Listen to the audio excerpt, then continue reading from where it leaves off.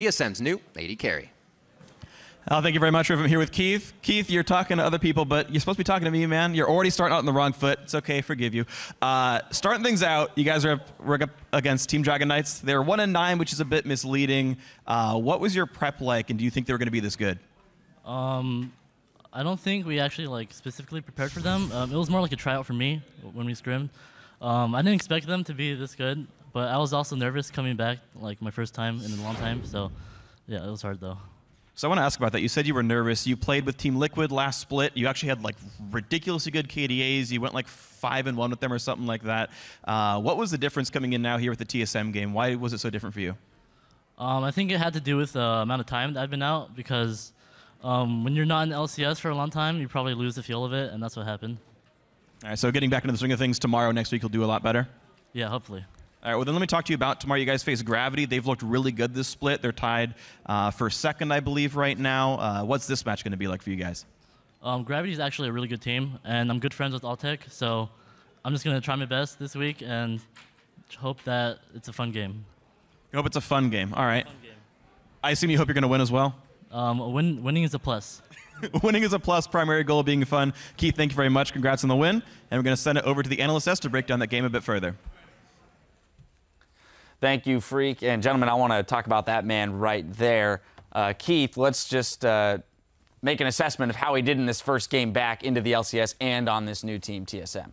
Yeah, he's been outspoken about how he's not the hugest fan of Sivir. Yeah. And he was going against an Alistar Triss combo that got an edge on him early in lane. But, he was the Sivir. He brought the speed late game. You have your Sivir ultimate. There you go. He had some really good spell shields as well on Alistar combos. So. Right, but we did see kind of that lackluster laning phase, as you mentioned. TDK was able to get an edge on him, and that has been our concern coming in, that TSM's going to have to find a way to shore up that weakness for him to really excel. Yeah, he's a team fighter. So you're going to throw him into any late game team fight, and you're like, all right, Keith will do his thing. He'll ultimate. Even when he's playing Jinx and things like that, he'll use his positioning to his advantage. That's pretty much his biggest strength. Shoring up that weakness, though, he can learn a lot from Turtle and from Lustboy on how to lane. It's just going to take a lot of time to do so when he's picking up new champions, kind of new champions, I guess, like Sivir, learning matchups and how the matchup kind of waxes and wanes with levels and power spikes. We'll have to keep our eye on him to see if he does improve in that area. But hopping over to TDK, because I think that this is the team that we really should focus on coming out of this game. Kobe, you mentioned they're going to have to play like a first-place team. They're playing the new first-place team today, and they really did show up for this match. Yeah. I mean, the early game was great. They had great individual plays. Their coordination was really strong. They did falter in the mid game, though.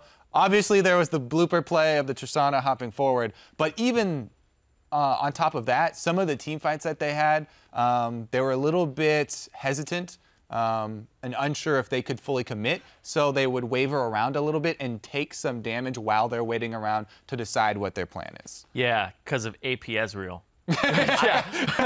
I hate that so much. That just feels so bad to play against, and even watching it, I feel sorry for everybody. You have to dodge every single ability, low cooldowns. If you take one of them, you're pretty much knocked out of the fight. They were doing a good job of dodging a lot of the abilities, but this is the reason also why when you play AP Ezreal, you lock in your front line first. Yes. TSM, they first picked the biggest people that they could possibly get. They wanted some giant bodies in front of Bjergsen, so it makes it hard for you to get back to Ezreal. The Nautilus top works so well with it, builds full tank. He's just going to be a giant CC bot in the front and pull some dance moves off. Dyrus went back to his Singed days, and he played with the emotes as well. Right, you've got the Gragas and the Thresh there too as well, just to make it even more difficult for you to get to the back line. And we did see a couple occasions though where Kez was able to make it back. The big one being in that top lane where they got the two kills, assassinating Bjergsen quick. So.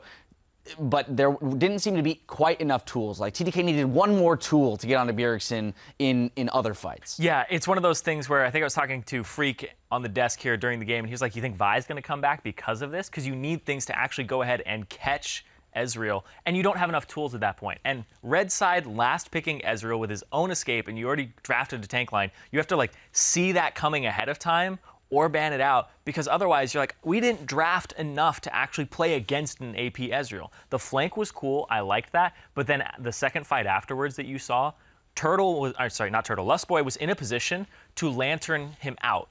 regardless. He's like, oh, he got caught. You can E away to my Lantern. You're 100% safe now. So there's just so many things that an Ezreal can do in these situations. And if you're on red side, it's just a wonderful pick all around. Like, you have to draft against it at the start and then play around it. It's so difficult. I think people are going to start banning Ezreal. If not this patch, the next patch for sure. Yeah. So I definitely think it is in the cards for the bans, because it also does take a little bit of time for people to master for the mid lane. Because it is different from a Trinity Force regular style Ezreal. Well, without a doubt, a very exciting second game of the day there. TDK definitely showing up, giving us a reason to believe they might be able to make this miracle run into the postseason. I'm really excited to watch TDK games now. I'm excited to watch a wider variety of these games to be like, yeah, can TDK actually step up? And I loved watching them today. I loved watching them against Dignitas. I want to see what they can do when they move forward. Well, luckily we get to see them again tomorrow. Now throw another dog on the grill, because we've got more LCS action coming your way. When we come back, the new Cloud9 roster. We'll try to close the gap with Team Liquid in our next match. Stay with us.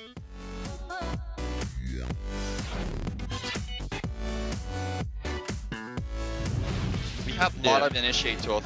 And let's play super vocal about when you hook too, okay? Okay. All right. And Keith, good luck, all right? I believe.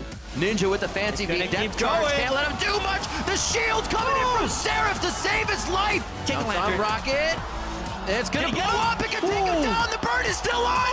He lives! I'm ulting him, I'm ulting Victor. I got him, I'm coming in. Smoothie. Nice. Okay, go mid. Smoothie, go. Nice!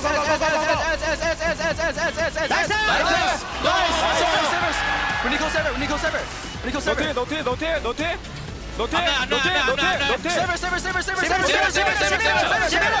Flash it! But they are able to stomp their foot down one last time. That's gonna be Emperor where he doesn't want to be. And Team Solo Mid take down TDK.